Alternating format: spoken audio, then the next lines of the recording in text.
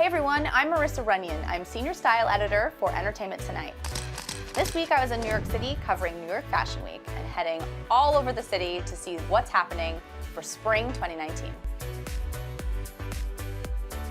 Fashion show is a very interesting experience because there's so much build-up. It's kind of like a wedding for the designer. They spend months and months planning, and usually the environment around the fashion show is also planned for months and months. So whatever kind of floral installation they're going to do or whatever the set design looks like, and it's this amazing presentation, and you're there and you sit in your seat and the lights go down and then the music comes up and the show is over in maybe 6 minutes.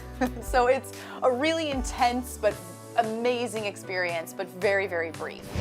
The designers use New York Fashion Week as a moment to showcase themselves for the following season. So the people that attend New York Fashion Week are not only magazine editors and Instagram influencers and, media, it's also the buyers for the stores. So the people who are actually buying the clothes that you end up seeing in department stores, they're sitting there at Fashion Week making their decisions on which lines they want to carry next season. It's hard to imagine why any of this is important and how it even affects you on a day-to-day basis, but it's kind of that moment from The Devil Wears Prada where the Anna Wintour character, played by Meryl Streep, says that, you're wearing blue because I told you to wear that shade of blue. You think that you've made a choice that exempts you from the fashion industry when, in fact, you're wearing a sweater that was selected for you by the people in this room. Because a certain designer put it down the runway and then it trickled all the way down season after season into the clothes that we're actually buying and wearing on an everyday basis. A few things that I noticed that will affect us in the spring when we start seeing these trends hit our stores, and even later, a lot of bright color.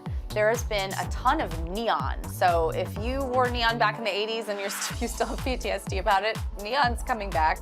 A lot of lucite accessories. The Brandon Maxwell show, the models were carrying lucite hat boxes with red Stetson hats inside, so that's something we're still seeing. A few shows that I want to just grab the clothes right off the runway and wear them right now are this one brand new designer. Well, she's been around, but she's new to us.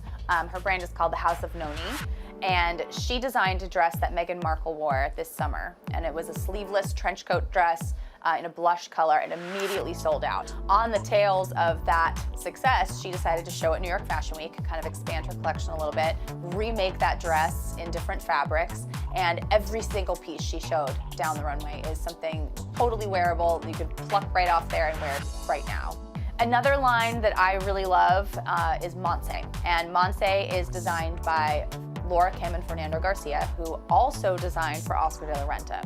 They trained under Oscar de la Renta. They're very young. They've worked as a team almost their whole career. For Monse, a lot of their pieces are deconstructed menswear. So they'll have a blazer or some suiting that has an asymmetrical sleeve or a cold shoulder where your shoulder part is cut out, and really cool dresses with hemlines and oversized detailing. It's a little out there, but it's really dramatic and fun and artistic and innovative, and it's a brand I really love. Also during Fashion Week, Kate Spade did the first runway show ever. So obviously we all know Kate Spade has been around for 20 plus years as a brand.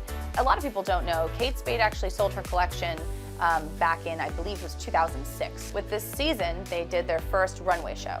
And obviously with everything that's happened this year surrounding Kate Spade's passing, they did a tribute to her at the show, and it was very beautiful. They had a pink carpeted runway, and down the center was a glitter line, and the glitter line represents this quote that a lot of people who knew Kate Spade used to say about her, that she left a little sparkle anywhere she went. And they had little cards on everyone's seat that said that. She left a little sparkle everywhere she went. And it was a beautiful show, a very subtle tribute to her, but also still something that, was something to be excited about. A lot of beautiful color in the collection. After this whole week, I would say one thing I definitely took away from it was that designers are putting their own spin on everything, whether it's the location of their show, the type of presentation they decide to do. They're really owning the experience, and it's departed from being a traditional runway show. It's more of an experience for everyone that's there. It's all about that Instagrammable moment. It makes it a lot more fun to attend. I think there's a lot more fun being had with fashion, and that's what I saw mainly this